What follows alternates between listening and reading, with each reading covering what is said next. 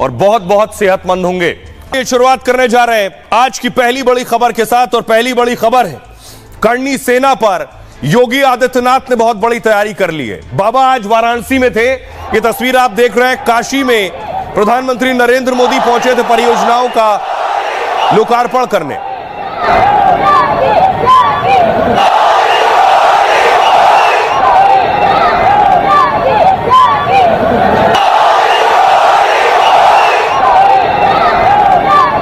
दरअसल करनी सेना ने धमकी दी है 3 लाख क्षत्रिय समाज और राजपूत समाज के लोग आगरा पहुंचने वाले हैं अखिलेश के सांसद का घेराव करने के लिए।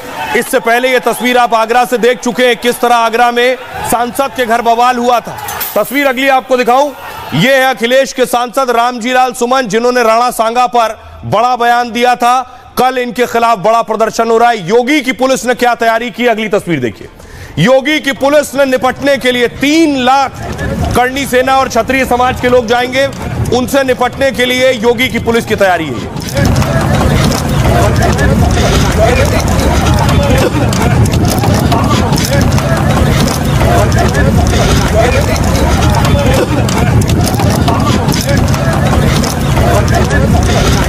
योगी की पुलिस जो उत्पात करने वाला है उनसे निपटेगी, जो आगजनी कर इसने तैयारी की है।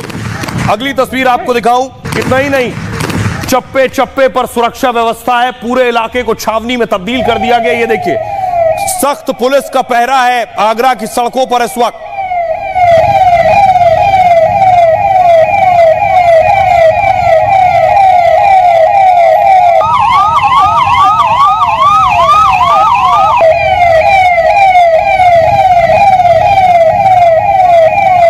दूसरी तस्वीर देखिए, पुलिस फ्लैग मार्च कर रही है सुरक्षा व्यवस्था बनाए रखने के लिए। जो तस्वीर एक बार देख चुकी है वो हालात न बनने पाए, इसके लिए सख्त पहरा है।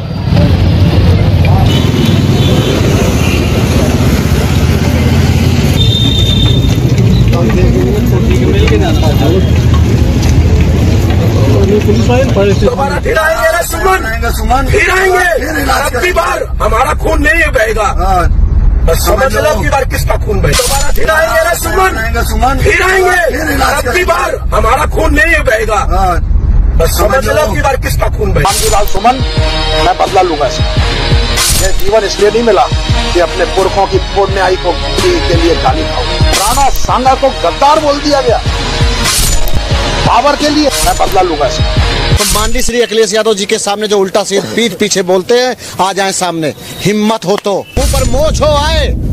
मैं बताता हूँ कौन सी करनी सेना है ये। महान राजपूत शूरवीर योद्धा का अपमान होता है भारत के बकलोल बेवकूफ नालायक नेता के द्वारा, और वो भी कहां पर, भारत की संसद में। सब भूल जाएंगे, लेकिन सुनो बे नेता, हम नहीं।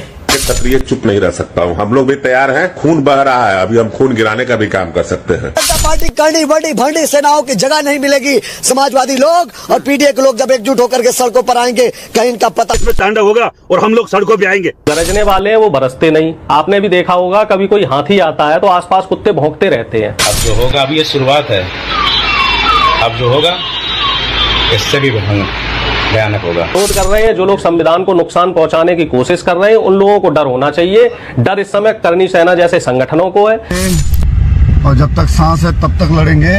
आगरा में करनी सेना अपनी ताकत दिखाने की तैयारी कर रही है। कल आगरा में करनी सेना और क्षत्रिय समाज के 3 लाख लोग जुटने वाले हैं। करनी सेना अखिलेश के सांसद रामजी लाल सुमन पर बड़ी कार्रवाई की मांग कर रही है। वहीं करनी सेना को रोकने के लिए योगी की पुलिस ने बड़ी तैयारी की है। आगरा पुलिस ने मॉक ड्रिल की, आंसू गैस के साथ साथ लाठी डंडे चलाने की रिहर्सल की। पुलिस के अधिकारियों ने साफ कर दिया है, किसी भी कीमत पर कानून व्यवस्था से खिलवाड़ मंजूर नहीं है। अब देखिए बाबा की पुलिस ने क्या तैयारी की है। ये लाठियां मंगवा ली गई है। कल जो कानून को हाथ मिलेगा उनके लिए ये देखिए लाठियां मंगवाई गई है, फाइबर वाली भी है और लकड़ी वाली भी है।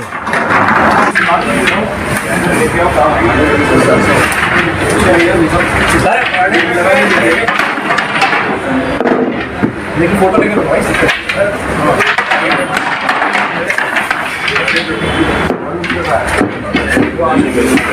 जो भी उपद्रव करेगा कानून हाथ मिलेगा, उसके लिए पुलिस ने ये लाठियां मंगवाई हैं। न सिर्फ लाठी, ये देखिए कानून व्यवस्था बिगड़ने की स्थिति में ये शील्ड की जरूरत भी होती है जो पुलिस के हाथ में होती है अपना बचाव करने के लिए, वो भी मंगवाई गई है।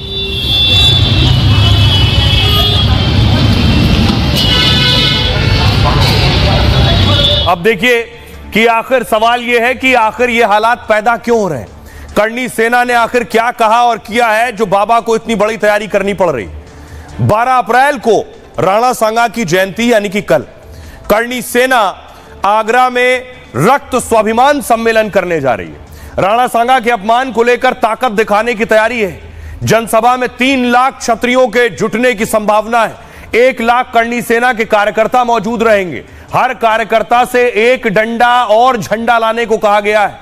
राजस्थान, गुजरात के समर्थकों ने डेरा डाला है। करणी सेना के अध्यक्ष राज शेखावत खुद आगरा में मौजूद है। आगरा के रमीगढ़ी इलाके में कार्यक्रम है। यहां पर क्षत्रियों के 22 गांव हैं जिन्हें बाईसी बोलते हैं और इन 22 गांव में करीब 2 लाख क्षत्रिय आबादी है। ये सब पहुंचेंगे। ऐसे में करणी सेना को क्षत्रिय समाज का सहयोग मिल रहा है। करणी सेना ने रामजीलाल सुमन की बर्खास्तगी की मांग की है कि अखिलेश के सांसद को बर्खास्त करो, राज्यसभा से इसे बर्खास्त किया जाए और जिन पुलिसकर्मियों ने करणी सेना के लोगों के साथ मारपीट की थी उन पुलिसकर्मियों पर कार्रवाई की मांग की गई। करणी सेना ने सरकार को कल शाम 5 बजे तक का वक्त दिया है। मांगे न माने जाने पर करणी सेना ने चेतावनी दी है। सांसद रामजीलाल सुमन के घर कूच करेंगे। अब करणी सेना के खिलाफ 3 लेयर सुरक्षा का प्लान बनाया यूपी सरकार ने। 4 जिलों की 8 से 10 हजार की फोर्स तैनात की गई है। 5,000 से ज्यादा डंडे और हेलमेट मंगवाए गए हैं। करणी सेना को रोकने के लिए बाकायदा मॉक ड्रिल की गई है। आगरा की सड़कों पर फ्लैग मार्च हुआ है। आंसू गैस के गोले छोड़ने का अभ्यास किया गया। आगरा में 800 से भी अधिक बैरियर जगह जगह लगा दिए गए हैं। सपा सांसद रामजीलाल सुमन के घर की सुरक्षा भी बढ़ा दी गई है। पीएसी के साथ साथ पर्सनल सिक्योरिटी भी तैनात की गई है। उनके घर को जाने वाले रास्तों पर बैरियर लगाए गए हैं। बाहर से आने वाले प्रत्येक व्यक्ति का रिकॉर्ड दर्ज किया जा रहा है। सोशल मीडिया पर नजर रखी जा रही है और भड़काऊ मैसेज वायरल करने वालों के खिलाफ एक्शन होगा।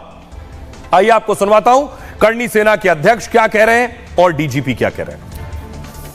हम सभी को गद्दार कहा है उस व्यक्ति ने और कल का जो दिन है उस व्यक्ति को जवाब देने का। हमने बाकी भारतवासियों पर तो कहीं हमला नहीं किया।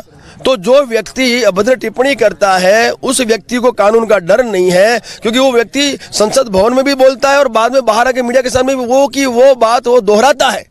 तो वो राष्ट्रद्रोह का अपराधी हुआ, लेकिन आज तक उस पर राष्ट्रद्रोह की धारा में कोई भी केस दर्ज नहीं हुआ। मेरे जो ये चप्पल है या मेरे जो जूते मैं त्यागता हूँ और जब तक ये आयोजन हमारा सफल नहीं होता था जब तक मैं इनको नहीं धारण करूंगा।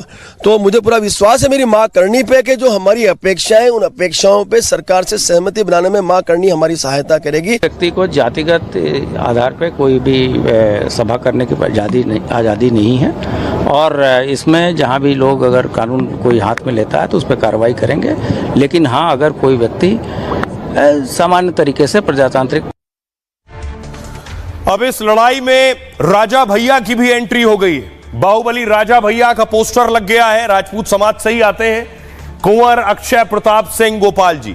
अखिलेश यादव पहुंचे थे आज तो उनका विरोध हुआ है। दूसरी तस्वीर देखिए, अखिलेश यादव को काले झंडे दिखाए गए क्योंकि उनके सांसद पर ही आरोप लगे हैं। अखिलेश पहुंचे तो लोग झंडे दिखा रहे थे, विरोध कर रहे थे।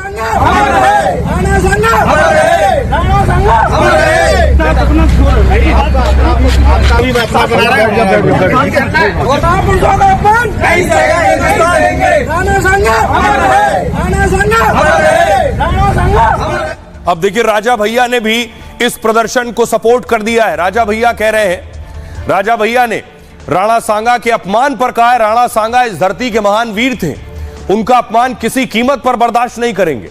करणी सेना को राजा भैया का समर्थन मिला। राजा भैया के समर्थक भी आगरा पहुंचेंगे।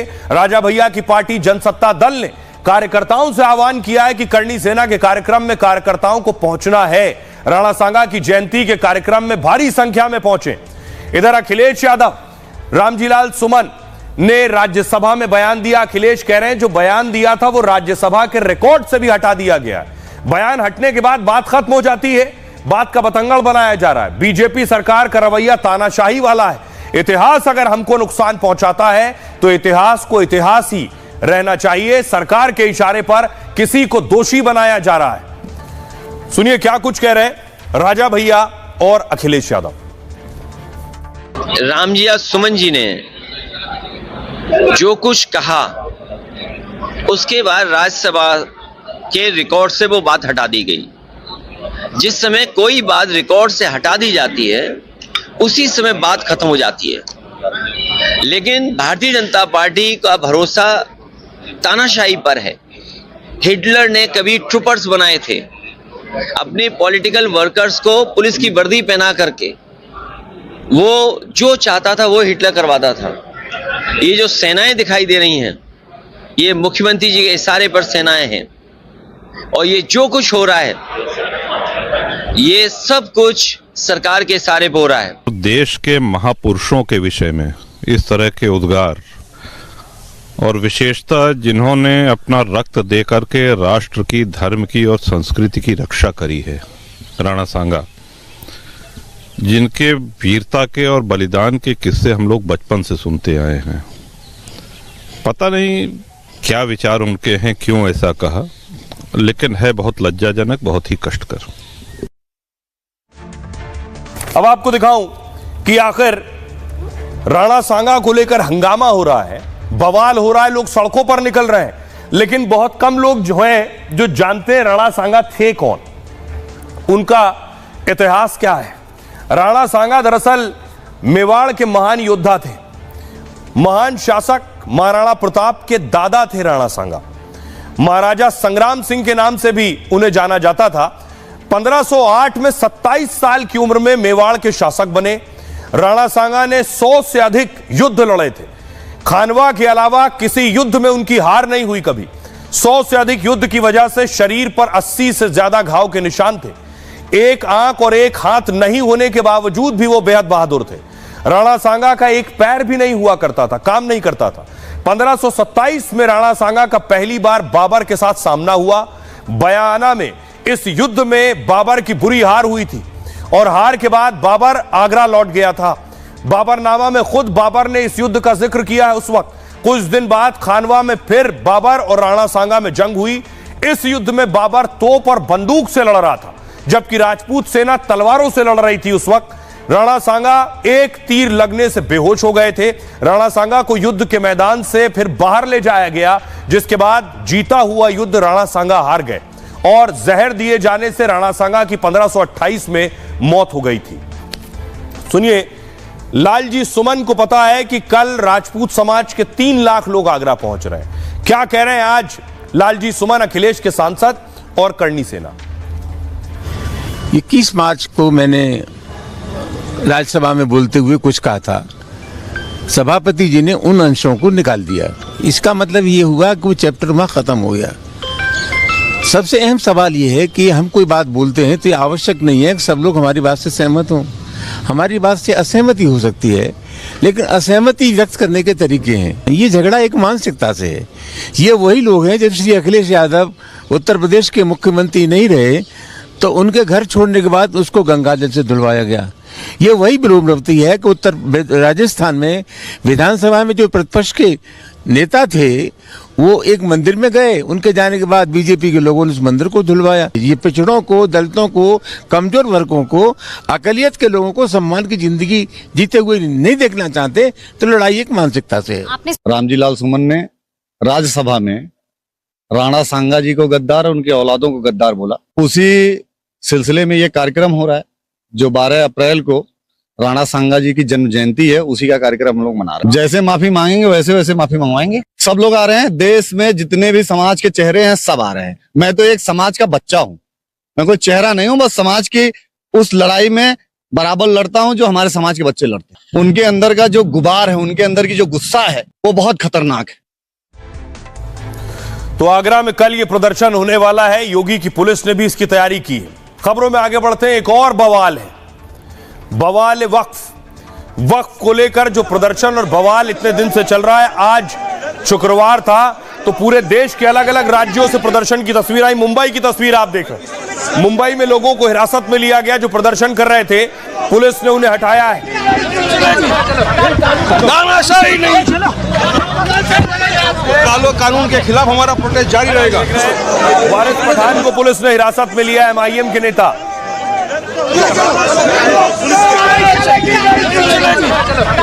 तानाशाही नहीं, कालो कानून के खिलाफ हमारा प्रोटेस्ट जारी रहेगा। तो मुंबई में ये हो रहा था, ये देखिए बंगाल में क्या हो रहा था। बंगाल में प्रदर्शन के नाम पर लोग सड़क पर गाड़ी पर चढ़ गए, गाड़ी में तोड़फोड़ करने लगे।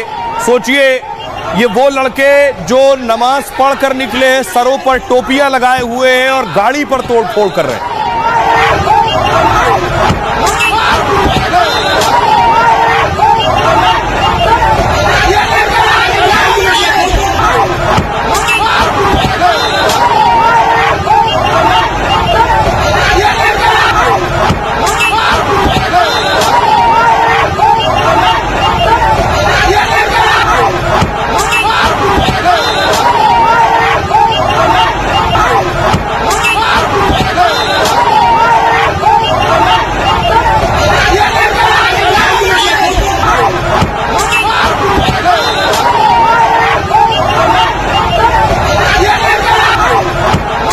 तस्वीर आप देख रहे हैं, सोचिए इससे ज्यादा शर्मनाक तस्वीर क्या होगी कि नमाज पढ़कर निकल रहे हैं, तब गाड़ी पर हमला कर रहे हैं। गाड़ी पर चढ़कर एक लड़का देखिए शीशा तोड़ देता है, शीशे पर लात मार देता है। एक मुसाफिर वहां से गुजर रहा है, उसकी गाड़ी पर हमला कर देते हैं।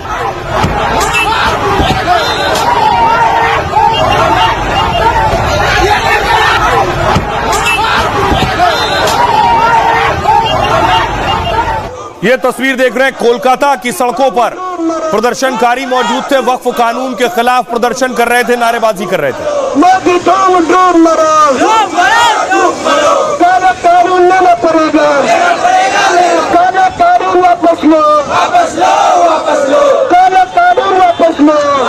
कोलकाता के अलावा मध्य प्रदेश चलिए, भोपाल में भी आज प्रदर्शन हो रहा था। भोपाल में जुमे की नमाज के बाद ये प्रोटेस्ट हुआ। सरकार होश में आओ, होश में आओ, होश में आओ। मेरा रिश्ता क्या, मेरा रिश्ता क्या, मोदी तेरी तानाशाही नहीं चलेगी, नहीं चलेगी, मोदी तेरी तानाशाही नहीं चलेगी, नहीं चलेगी। भोपाल के बाद आपको लिए चलता हूं चंडीगढ़ के मोहाली। मोहाली में भी आज प्रदर्शन हो रहा था। मोहाली में लोग सड़कों पर उतरे, शुक्रवार की नमाज के बाद प्रोटेस्ट किया। मुसलमानों के अत्याचार बंद करो, कैशाही बंद करो, तकबीर, तकबीर, तकबीर, तकबीर, खत्म करो। कोलकाता में देखिए छात्रों ने प्रदर्शन किया है, विश्वविद्यालय के छात्र हैं जो सड़कों पर उतरे थे।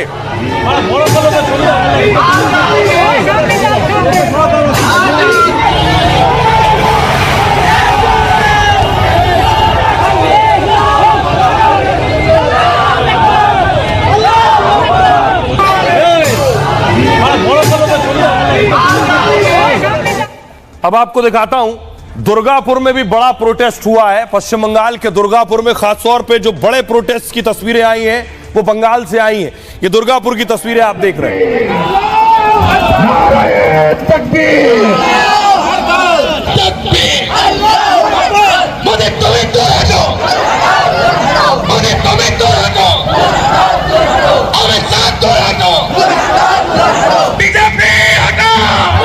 मुर्शिदाबाद में एक बार फिर हिंसा हुई।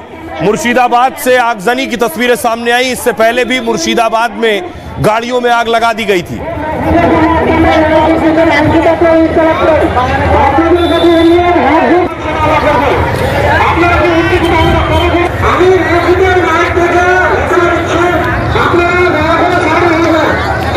अगली तस्वीर देखिए, जम्मू कश्मीर की तस्वीर दिखाने जा रहा हूं आपको। जम्मू कश्मीर में भी प्रदर्शन हुआ। जम्मू कश्मीर में महिलाओं ने प्रोटेस्ट किया है। मंजूर नहीं, मंजूर नहीं, मंजूर नहीं, मंजूर नहीं, मंजूर नहीं, मंजूर नहीं, मंजूर नहीं, मंजूर नहीं, मानू पे हमला मंजूर नहीं, मंजूर नहीं, मंजूर नहीं, वक्फ बिल मंजूर नहीं। लेकिन एक तस्वीर पर सबसे ज्यादा बवाल हुआ। एक तस्वीर जिसमें वक्फ के प्रदर्शन के दौरान एक शख्स नजर आ रहा है जो भगवा झंडा उतार रहा है। इस झंडे पर बीजेपी ने ममता बनर्जी से सवाल पूछा है कि बस पर भगवा झंडा लगा है, आखिर वक्फ के प्रदर्शन के दौरान इस झंडे को क्यों उतारा गया।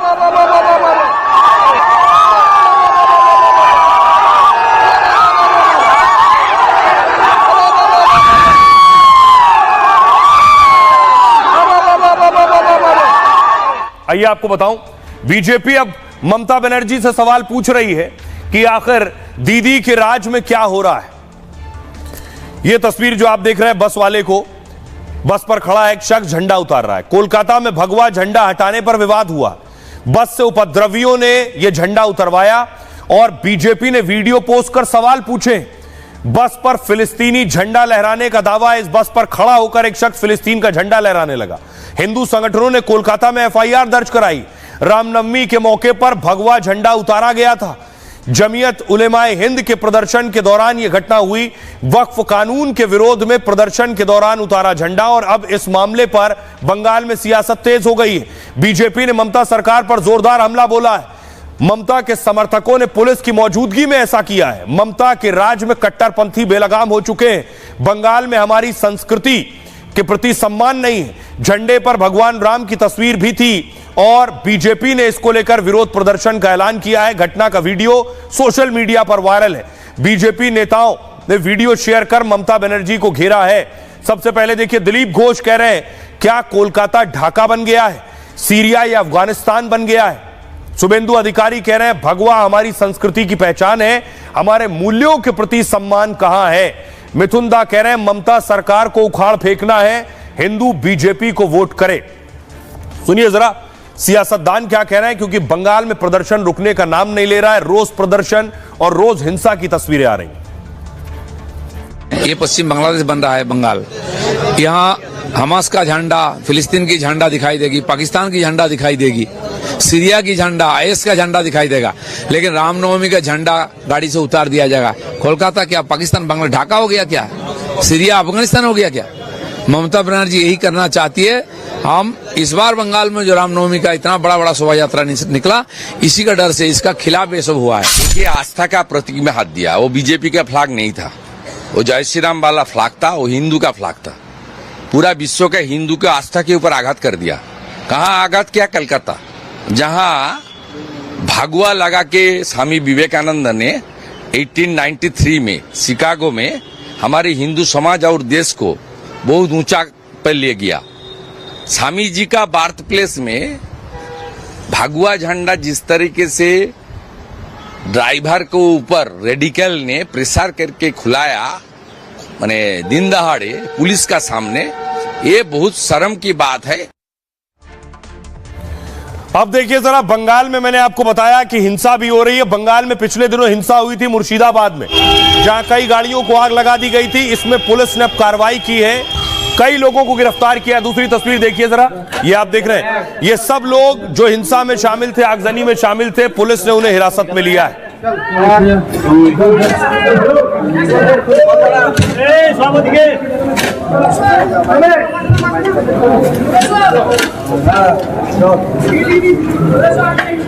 हिंसा और आगजनी करने वालों की गिरफ्तारी हुई है। बंगाल सरकार, बंगाल पुलिस ने गिरफ्तार किया है जिन्होंने आग लगाई गाड़ियों में।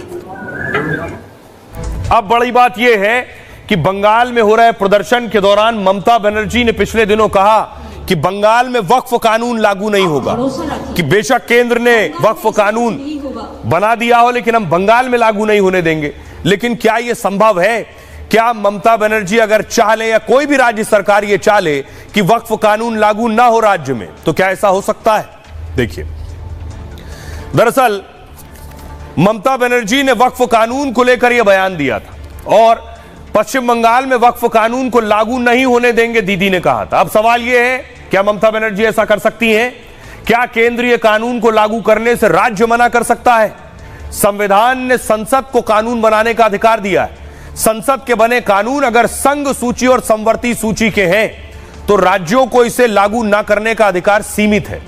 वक्फ बोर्ड से जुड़ा मुद्दा एक केंद्रीय विषय है। वक्फ को संविधान की समवर्ती सूची में रखा गया है। मतलब केंद्र और राज्य दोनों इस पर कानून बना सकते हैं। यदि केंद्र सरकार इस विषय पर कोई कानून बनाती है तो राज्यों के पास उसका पालन ना करने का अधिकार नहीं है। यानी ममता अगर चाहे कि कानून का पालन ना हो तो ऐसा नहीं कर सकती हैं, जब तक कि संविधान में कोई विशेष प्रावधान ना हो। नए वक्फ कानून को लागू करने के लिए राज्य सरकारें, ममता बनर्जी खुद भी बाध्य हैं। अगर ममता ये कह रही कानून नहीं लागू होने देंगे तो ममता सिर्फ बहलाने के लिए ऐसा कह रही हैं। राज्य सरकारें वक्फ बोर्डों के प्रशासनिक कार्यों में भूमिका निभा सकती हैं, लेकिन केंद्र के बनाए कानून को रद्द या अमान्य नहीं कर सकती हैं। यदि राज्य का अपना कोई वक्फ कानून है तो केंद्रीय कानून से टकराता है, जो ऐसी स्थिति में केंद्रीय कानून ही प्रभावी होगा। अगर राष्ट्रपति की अनुमति से राज्य के कानून को मंजूरी मिल जाए तब उस मामले पर राज्य का कानून प्रभावी हो सकता है। अगर यह साबित हो कि कानून संविधान के मूल ढांचे के खिलाफ है तो ऐसी स्थिति में अदालत का दरवाजा खटखटा सकते हैं। इससे पहले सीए पर भी ममता सहित कई सरकारों ने विरोध किया था। आइए अब आपको सुनवाता हूं, सुनिए जरा। ममता बनर्जी ने इससे पहले यही बयान दिया था और ममता के मंत्री ने एक विवादित बयान दिया है, उन्हें भी सुनिए। और माइनॉरिटी लोगों को हम एक बात कहते हैं, देखिए आप लोगों को दिल में दुख हुआ है वो आपका प्रॉपर्टी के लेके, आप भरोसा रखिए बंगाल में ऐसा कुछ नहीं होगा जिसमें कोई डिवाइड एंड रूल होगा।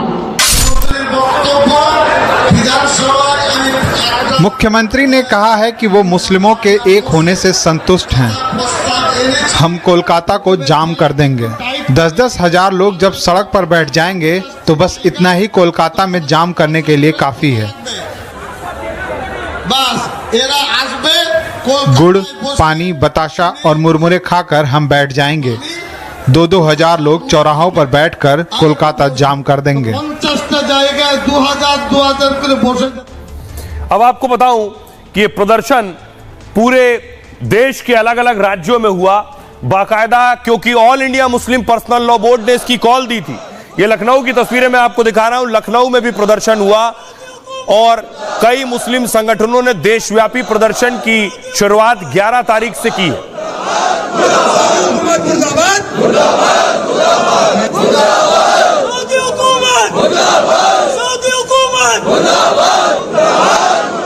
देखिए देश के अलग अलग राज्यों में प्रदर्शन हुआ।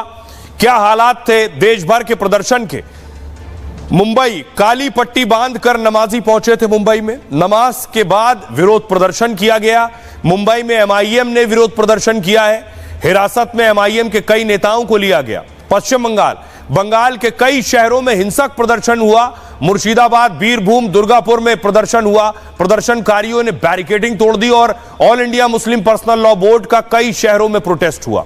लखनऊ में भी नमाज के बाद प्रोटेस्ट किया गया। शिया धर्मगुरु विरोध प्रदर्शन में शामिल हुए। श्रीनगर में पीडीपी ने विरोध प्रदर्शन किया था, सरकार के खिलाफ जमकर नारेबाजी की। पीडीपी और नेशनल कॉन्फ्रेंस के नेता सड़क पर उतरे थे। अब आपको सुनवाता हूं, सुनिए क्या कुछ कह रहे हैं सियासतदान इस प्रदर्शन पर, वक्फ कानून पर और धर्मगुरु। कानून के खिलाफ हमारा प्रोटेस्ट जारी रहेगा। मुस्लिम पर्सनल लॉ बोर्ड ने भी कहा है कि प्रोटेस्ट करिए, कर रहे हैं। जिस तरीके से वो बिल आया है उस बिल को हम लोग कभी स्वीकार नहीं कर सकते। भारतीय जनता पार्टी का जो रास्ता है वो नफरत भरा है। भारतीय जनता पार्टी की राजनीति नकारात्मक है और जब जब अपनी नाकामी उन्हें छिपानी होती है तो कोई ऐसा फैसला लेते हैं जिससे लोगों का ध्यान बढ़ जाए। करे प्रोटेस्ट जितना कर सकते हैं, आजाद वतन है, करिए जितना कर सकते हैं। सर नेशनल कॉन्फ्रेंस का क्या स्टैंड है अमेंडमेंट बिल पे? जो वो जो कोर्ट में जा रहे हैं और क्या चाहिए आपको, सुप्रीम कोर्ट में जा रहे हैं। के वो लैंड जिहादी लोग, भू माफिया लोग जो जमीनों पर कब्जे करके अपने पर्सनल जमीनें बांट लिया करते थे और गरीब मुसलमानों का हक खा जाया करते थे, ये वही लैंड भू माफिया सिर्फ विरोध कर रहे हैं। कांग्रेस उनके मित्र विरोध कर रहे हैं, लेकिन देश की देवतुल्य जनता देख रही है। आदरणीय मोदी जी बिना भेदभाव के, बिना तुष्टीकरण के पूरे 36 कौम का एक साथ विकास का काम कर रहे हैं। एक सेंट्रल वक्फ होता है, उसके 22 मेंबर होते हैं, उसमें आपने 12 नॉन मुस्लिम कर दिए। पहले ही जब आपने 12 नॉन मुस्लिम कर दिए तो अब इंसाफ तो खत्म हो गया। जो आपने दूसरी बातें कही है कि एक प्रॉपर्टी लेकर दूसरों को दी जाएगी, वो उस अमेंडमेंट और उस कानून में कहीं नहीं है। ये भ्रम फैलाया जा रहा है लोगों के बीच। तो इन तमाम चेंजेस को लेकर याचिका लगा दी। को लेकर मुसलमानों को, मुसलमान बच्चों को भड़काया जा रहा है और ये कहकर भड़काया जा रहा है कि तुम्हारी मस्जिदें छिन जाएंगी, तुम्हारे मदरसे छिन जाएंगे, तुम्हारा वोट राइट छिन जाएगा, तुम्हें कोई मुसलमान कहने के लिए नहीं बचेगा, ये देश हिंदू राष्ट्र बन जाएगा। तो उससे क्या है कि मुसलमान नौजवान जो है वो कहीं ना कहीं डरा हुआ, सहमा हुआ और सड़कों पर आकर इस तरह की बातें कर रहा है। अब देखिए, कोई तो है जो देश में माहौल बिगाड़ने की कोशिश कर रहा है। उसकी एक तस्वीर आगरा से आई। आगरा में देख रहे हैं मस्जिद के बाहर बवाल हो रहा है क्योंकि मस्जिद के अंदर किसी ने जानवर का सिर लाकर रख दिया और उसके बाद यह हंगामा शुरू हुआ। देखिए, यह हंगामे की तस्वीर आप देख रहे हैं।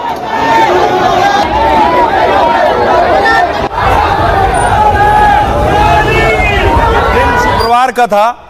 किसी ने जानबूझकर शुक्रवार का दिन चुना कि मस्जिद के अंदर जानवर का सिर रखेंगे, उसके बाद हंगामा होगा। हो सकता है किसी की कोशिश दंगा कराने की हो। इस शख्स को पकड़ा है पुलिस ने। इस शख्स की गिरफ्तारी हुई है। इस पर आरोप है कि इसी ने मस्जिद के अंदर जानवर का सिर रखा। आइए आपको बताऊं कि ये कौन शख्स है और इसके पीछे कौन है। इसको बहुत गंभीरता से लेना चाहिए राज्य सरकार और पुलिस को भी। जुमे की नमाज से पहले यूपी में माहौल बिगाड़ने की साजिश थी। आगरा के शाही जामा मस्जिद में शरारती तत्व ने मांस फेंक दिया। मस्जिद में नमाजियों के वो पॉलिथीन बैग में मांस दिखाई दिया। बैग के अंदर जानवर का कटा हुआ सिर रखा था। इसके बाद मौके पर हड़कंप मच गया। खबर मिलते ही पुलिस प्रशासन की टीम हरकत में आई। जुमे की नमाज पर जानबूझकर यह साजिश रची गई ताकि किसी गड़बड़ी को अंजाम दिया जा सके। प्रशासन ने लोगों से अफवाहों से बचने की अपील की। पुलिस ने इसके बाद सीसीटीवी खंगालना शुरू किया। आगरा पुलिस की कई टीमों ने इलाके के सीसीटीवी खंगाले और इस दौरान एक संदिग्ध शख्स की पहचान हुई। इस शख्स का नाम है नसरुद्दीन। नसरुद्दीन पर आरोप है कि इसने मस्जिद के अंदर जाकर जानवर का कटा सिर रखा। पुलिस ने फौरन नसरुद्दीन की तलाश शुरू की। 5 घंटे के अंदर पुलिस ने आरोपी नसरुद्दीन को गिरफ्तार किया। पुलिस आरोपी से पूछताछ कर रही है, क्या किसी के इशारे पर इसने मस्जिद में मांस फेंका। पुलिस यह पता करने की कोशिश कर रही है कि आखिर इसकी मंशा क्या थी। सुनिए जरा पुलिस क्या कह रही है इस पर।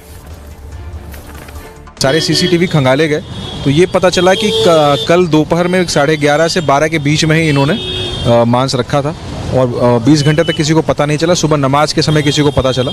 इस क्रम में उसको हमने खांगला शुरू किया। बीटीएस और सीडीआर उठाया एनालिसिस के लिए हमने कॉल रिकॉर्ड्स की, तो उसको गिरफ्तार किया गया है। व्यक्ति को नजरुद्दीन सन ऑफ सलाउद्दीन है और उससे पूछताछ अभी की जा रही है और क्या कारण रहा, क्यों उसने रखा, क्या वो सांप्रदायिक सौहार्द बिगाड़ना चाह रहा था, वो स्वयं था या इसके साथ कुछ और भी लोग थे, इसके भी पूछताछ चल रही है और जल्दी हम इसका पूरे मामले का पर्दाफाश कर लेंगे। राइट, खबरों में आगे बढ़ते हैं। आज की एक और बड़ी खबर है, बात तहव्वुर राणा की। तहव्वुर राणा से एनआईए ने पूछताछ शुरू कर दी है और कई बड़ी जानकारियां एनआईए को मिल रही हैं। वो कई बड़े चेहरे जो अब तक शायद पीछे थे या स्लीपर सेल का काम कर रहे थे 26/11 के दौरान, उनके चेहरे भी बेनकाब हो सकते हैं। तो ऑपरेशन राणा एक बड़ी कामयाबी है।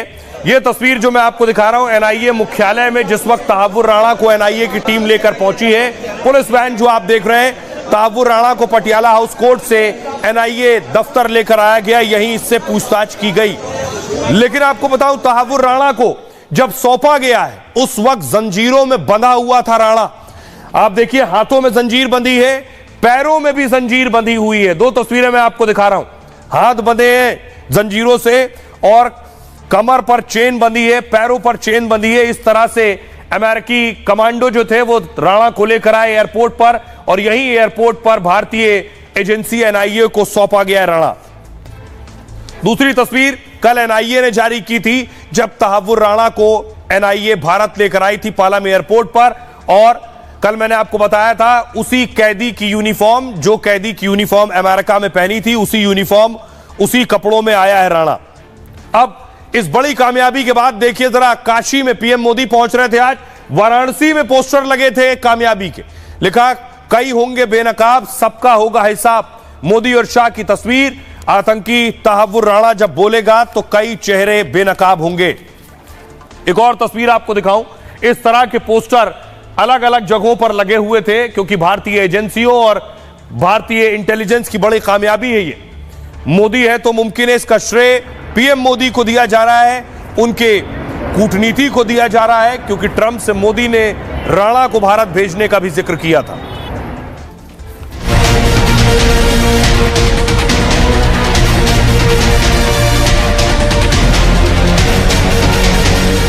हिंदुस्तान से पाकिस्तान तक हड़कंप है। तहव्वुर राणा मोदी सरकार के कब्जे में है। एनआईए उससे एक एक सच उगलवाने की तैयारी में है।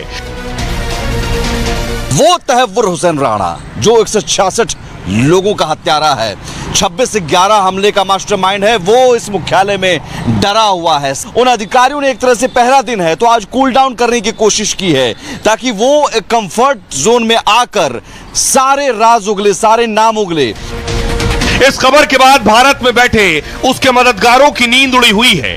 पाकिस्तान में भी बेचैनी है, क्योंकि उसका काला सच एक बार फिर बेपर्दा होने वाला है।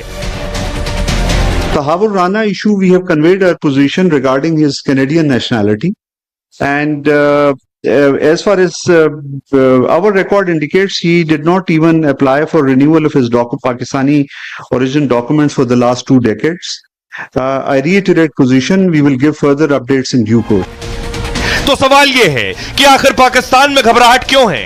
दरअसल मोदी और ट्रंप की दोस्ती ने पाकिस्तान की मुश्किलें बढ़ा दी हैं, क्योंकि आतंकवाद के खिलाफ ट्रंप ने मोदी का हर संभव साथ देने का ऐलान कर दिया है, जो कि मोदी सरकार के पिछले 11 साल की कोशिशों का नतीजा है।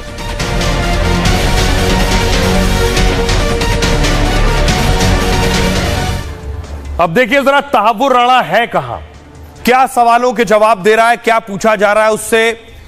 लश्कर का आतंकी तहव्वुर राणा कस्टडी में है एनआईए की इस वक्त। स्पेशल एनआईए कोर्ट ने उसे 18 दिन की कस्टडी में भेजा है। एनआईए ने तहव्वुर राणा की 20 दिन की कस्टडी मांगी थी। कस्टडी मिलने के बाद एनआईए की टीम ने पूछताछ शुरू कर दी है राणा से। एनआईए की डायरेक्टर जनरल जया रॉय की अगुवाई में पूछताछ हो रही है। अमेरिका से भारत लाने में डीजी जया रॉय की बहुत बड़ी भूमिका रही है। जया की अगुवाई में एनआईए के 12 अफसरों की टीम पूछताछ कर रही है राणा से। तहव्वुर राणा से एनआईए की टीम दिन में 2 बार पूछताछ करेगी। आज पहले दिन मुंबई हमले पर तथ्यों को लेकर सवाल जवाब हुए हैं, उसके परिवार के बैकग्राउंड के बारे में जानकारी ली गई है। पूछताछ से पहले एनआईए अधिकारियों ने एक मीटिंग की। मीटिंग के बाद तहव्वुर राणा से पूछताछ की गई। पुलिस एनआईए जो है पूछताछ सीसीटीवी कैमरों की निगरानी में कर रही है। इंटेरोगेशन के दौरान समय समय पर उसे ब्रेक दिया जा रहा है। राणा से संबंधित पूरी कार्रवाई स्पेशल सेल के अंदर की जा रही है। तहव्वुर राणा से देश की 8 और सुरक्षा एजेंसियां पूछताछ करेंगी। इन सभी सुरक्षा एजेंसियों ने एनआईए से इसके लिए रिक्वेस्ट भी की है। अब आपको सुनवाता हूं, सुनिए वकील क्या कुछ कह रहे हैं। Those 10 boys जो आए थे, they were foot soldiers। ये कमांडर था, ये एक्स आर्मी मैन था, और पूरा कॉन्स्पिरेसी शायद इसी की हैच की हुई थी। तो इसका इम्पोर्टेंस ये है कि अब वो इंडियन एजेंसीज के हाथ में आ गया है, और जब इन्वेस्टिगेशन में पाकिस्तान का क्या रोल है वो और खुल के सामने आएगा। सालों से लड़ाई चल रही थी कि जो मास्टरमाइंड्स हैं उनको सजा दिलाई जाए, और उसके अंदर मोदी जी ने जो प्रयास किए अपने बल पर, अपने बूते पे सरकार टू सरकार अमेरिका से उन्होंने बातचीत करी, और इतने जो एक फाइट थी एक्सट्रेडिशन की बहुत लंबी होती है, बहुत उसके प्रक्रिया ज़्यादा लंबी होती है। हाँ, कानूनी पेच काफ़ी लड़ाए जाते हैं उसमें, और कई बहाने होते हैं कि जी हमारे को यहाँ जो सज़ा है वहाँ सज़ा उसकी ज़्यादा है, तो इसलिए मुझे मत भेजिए। लेकिन अब उनको एक्स्ट्राडाइट किया गया है। राणा आ गया भारत, लेकिन राणा एक सीक्रेट मिशन के तहत ही भारत लाया गया है। जब मोदी गए थे अमेरिका, वो सीक्रेट मिशन उसका हिस्सा है। देखिए राणा को भारत लाया गया, वो मिशन क्या था, कैसे इसकी तैयारी हुई और कैसे जमीन पर उतारा गया। खूंखार आतंकी राणा भारत के कब्जे में इस वक्त। यह तस्वीर राणा की है जिस वक्त आया। एक समझौते के तहत अमेरिका से उसे भारत को सौंपा गया है। भारत और अमेरिका के बीच यह समझौता 2023 में हुआ था। सक्रिय आतंकवादियों की जानकारी साझा करने का समझौता था। लेकिन हैंडओवर के बाद उसे भारत लाना आसान नहीं था। 64 साल के तहावुर राणा को स्पेशल विमान से लाया गया। तहावुर राणा का प्रत्यर्पण टॉप सीक्रेट मिशन के तहत हुआ है, जिसे भारत और अमेरिका ने ऑपरेशन राणा नाम दिया था। अमेरिका से भारत लाने के रास्ते में एनआईए के अफसर सतर्क थे। फ्लाइट में एनआईए के अधिकारी तहावुर का हाथ पकड़कर बैठे थे ताकि तहावुर राणा खुद को कोई नुकसान न पहुंचा सके। भारत में एनआईए के अफसर फ्लाइट की रियल टाइम मॉनिटरिंग कर रहे थे। एनआईए की कोशिश थी कि फ्लाइट की डिटेल पाकिस्तान को न मिलने पाए ताकि पाकिस्तान के आतंकी संगठन कोई नापाक हरकत न कर सके। भारत और अमेरिका के अफसर पाक के मूवमेंट को भी ट्रैक कर रहे थे। उस दौरान भारत पहुंचने पर भी सख्त सुरक्षा प्रोटोकॉल का ध्यान रखा गया। उसे लाने से पहले सभी कर्मचारियों के मोबाइल फोन जमा कर लिए गए थे। उसे जब वो पटियाला हाउस कोर्ट में पेश किया गया तो वहां कैमरे मोबाइल बैन थे। दरअसल तहावुर राणा लश्कर का खूंखार आतंकी है। मुंबई हमले के बाद राणा ने हमलावरों की तारीफ की थी। सोचिए, राणा ने यहां तक कहा था कि भारतीय ऐसे हमलों के हकदार हैं। इसका खुलासा अमेरिकी अधिकारियों ने पूछताछ के बाद किया है। इसने अपने साथी आतंकियों के लिए पाक के वीरता पुरस्कार की मांग की थी। कहा था इन सभी को पाकिस्तान का निशाने हैदर पुरस्कार मिलना चाहिए। यह पुरस्कार युद्ध में बहादुरी के लिए दिया जाने वाला पाक का सबसे बड़ा पुरस्कार है। सुनिए क्या कुछ कह रहे हैं डिफेंस एक्सपर्ट और एसपी वैद्य। ये लंबी लड़ाई थी। तहव्वुर के प्रत्यर्पण में 17 साल लग गए। भारत के लिए ये बड़ी कामयाबी है। सरकार ने गजब का काम किया है। अगर ट्रंप अमेरिका के राष्ट्रपति नहीं होते तो तहव्वुर राणा भारत नहीं आता। मोदी और ट्रंप की दोस्ती से ऐसा संभव हुआ है। इस प्रकार के कैदी को वापस हिंदुस्तान में आना बहुत मुश्किल काम होता है और एक तरफ से ये दिखा क्यों और ये बड़ी लंबी कोशिश चली है ये भारत की इसको वापस लाने की, क्योंकि ये प्राइम परपेट्रेटर था ये जिसने 26/11 का अटैक जो है वो उसकी प्लानिंग वगैरह जो इसने की थी। ये अब कई लोग थे पाकिस्तान में और कई अदर देशों में, वो नहीं चाहते थे कि ये वापस आए और अमेरिका के ऊपर भी काफ़ी दबाव था उनकी तरफ से। लेकिन उसके बावजूद भी पूरे लीगल प्रोसीजर से अमेरिकन कोर्ट्स के थ्रू जाते हुए जो भी प्रोसीजर था उसके बाद इसको हम वापस लाए। ये मैं समझता हूँ एक बहुत बड़ी एक तो पॉलिटिकल जीत है, इस पे तो कोई शक नहीं है। ये पॉलिटिकल विल थी इस सरकार की जिसकी बदौलत ये वापस आया। अमेरिका ने 9 अप्रैल को तहावुर राणा को भारत को सौंपा है, जिससे मुंबई आतंकी हमले की उसकी भूमिका का सच सामने आया। मुंबई के आतंकी हमले में 166 लोगों की जान गई थी, जिसमें 6 अमेरिकी नागरिक भी थे। इस हमले ने पूरी दुनिया को झकझोर दिया था। यूएस ने हमलों के लिए जिम्मेदार लोगों को न्याय के कटघरे में लाने की कोशिशों का समर्थन किया। जैसा कि राष्ट्रपति ट्रंप ने कहा है कि अमेरिका भारत आतंकवाद के वैश्विक संकट का मुकाबला करने के लिए मिलकर काम करना जारी रखेंगे। आइए अब आपको बताऊं कि आखिर राणा को कहां रखा गया है। यह एनआईए का हेडक्वार्टर है दिल्ली में। एनआईए के इस हेडक्वार्टर में कड़ी सुरक्षा घेरे के बीच बाहर भी सुरक्षा घेरा है और अंदर भी सुरक्षा घेरा है। किस हाल में है अंदर की जो डिटेल सामने आई है, कितना बड़ा कमरा है जिसमें उसे रखा गया। आतंकी तहावुर राणा एनआईए हेडक्वार्टर में है इस वक्त और राणा को एनआईए की ग्राउंड फ्लोर पर बनी सेल में रखा गया है। ग्राउंड फ्लोर का सेल एनआईए का सबसे हाई सिक्योरिटी सेल है। एनआईए के स्पेशल सेल का साइज 14 फीट चौड़ा और 14 फीट लंबा है। तहावुर राणा को सेल के अंदर ही खाना और बाकी चीजें दी जा रही हैं। जमीन पर एक बिस्तर और एक अटैच बाथरूम की सुविधा दी गई है। उसे एनआईए की सिक्योरिटी सेल में 24 घंटे निगरानी में रखा गया है। मल्टीलेयर डिजिटल सिक्योरिटी और सीसीटीवी से निगरानी हो रही है। एनआईए के चुनिंदा 12 अधिकारियों को ही आने जाने की इजाजत है। यहां सुरक्षा के लिहाज से 24 घंटे हथियारबंद गार्ड्स रहते हैं। एनआईए दफ्तर में भी उसका मूवमेंट रिस्ट्रिक्टेड रखा गया है। तहावुर का लश्कर तैयबा से सीधा संबंध है और इसलिए उस पर खास निगरानी रखी जा रही है। सुनिए जरा चश्मदीदों को क्या कुछ कह रहे हैं 26/11 के चश्मदीद। पुलिस वाला था, पुलिस वाला को मालूम है गोली का आवाज कैसा होता है, बम का आवाज कैसा होता है, मेरे को मालूम नहीं। तो मैं बोला इंडिया मैच जीत गया। फिर देखा तो ऊपर शॉर्ट का आवाज नहीं, कुछ नहीं, नीचे देखा कुछ नहीं। मैं बोला बैग में बम रख के गया, तो काउंटर के इधर आके चिल्लाने लगा भागो भागो बम फट रहा है। और मेरे 19-20 का हाइट में था, पीछे बैग 6 पैकेट का पैंट बंदूक लेके चल के आ रहा है और मेरे को। अब देखिए राणा के प्रत्यर्पण पर भारत में श्रेय लेने की लड़ाई छिड़ गई है और कन्हैया कुमार मजाक उड़ा रहे हैं राणा के प्रत्यर्पण का। किसको लाया गया है? डिप्लोमेटिक जीत का किसको लाया गया है? 26/11 के जो टेरर अटैक के। अच्छा, मुझे आप पूछे तो हमको लगा कि 15 लाख रुपया खाते में आ गया, आप इसकी बात कर रहे हैं। कमाल है लेकिन नहीं। आतंकवाद पे क्या किया है बीजेपी ने? आतंकवाद पे मुझे बताइए तो क्या किया है? सब कुछ को जो है एक भावनात्मक मुद्दा बना करके, इंसान को आपस में लड़ा करके, देश का जो है ध्यान भटका करके देश की संपत्ति लूटी जा रही है। अब इस पर सियासत भी हो रही है। कांग्रेस खुद को श्रेय दे रही है कि इसको लाने की शुरुआत हमने की थी। प्रधानमंत्री नरेंद्र मोदी का एक पोस्ट वायरल हो रहा है, उनका एक भाषण भी वायरल हो रहा है। तहव्वुर राणा पर प्रधानमंत्री ने पोस्ट किया था जो वायरल है। प्रधानमंत्री ने यह पोस्ट 2011 में किया था जब वो मुख्यमंत्री थे, गुजरात के मुख्यमंत्री रहते। उन्होंने ट्विटर पर पोस्ट किया था जिसमें आतंक के खिलाफ अपना कमिटमेंट जाहिर किया था, क्योंकि अमेरिका की एक कोर्ट ने आपत्तिजनक टिप्पणी की थी राणा पर। उस वक्त प्रधानमंत्री मोदी ने लिखा था, अमेरिकी कोर्ट से तहव्वुर राणा को मुंबई हमले में निर्दोष बताना भारत की संप्रभुता का अपमान है और यह हमारी विदेश नीति की बड़ी विफलता है। पी चिदंबरम ने कहा, राणा के भारत आते ही कांग्रेस ने बयान जारी किया है जिसमें चिदंबरम ने कहा है कि यह यूपीए सरकार की कूटनीति की जीत है, मोदी सरकार इसका श्रेय लेने की कोशिश कर रही है।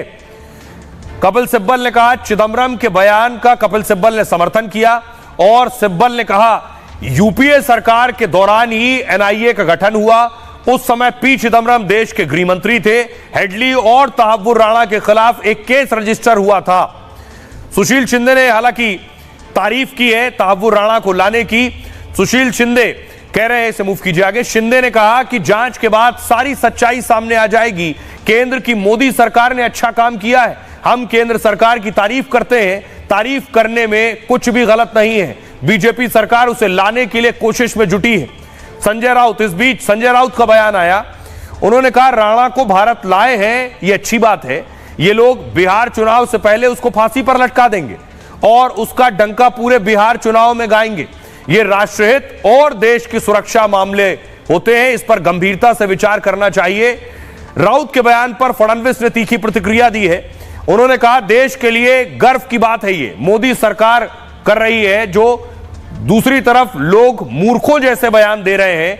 मैं मूर्खों को जवाब देना ठीक नहीं समझता हूं। यह मोदी जी की कूटनीतिक सफलता का परिणाम है। सुनिए इन सियासतदानों को क्या कह रहे हैं।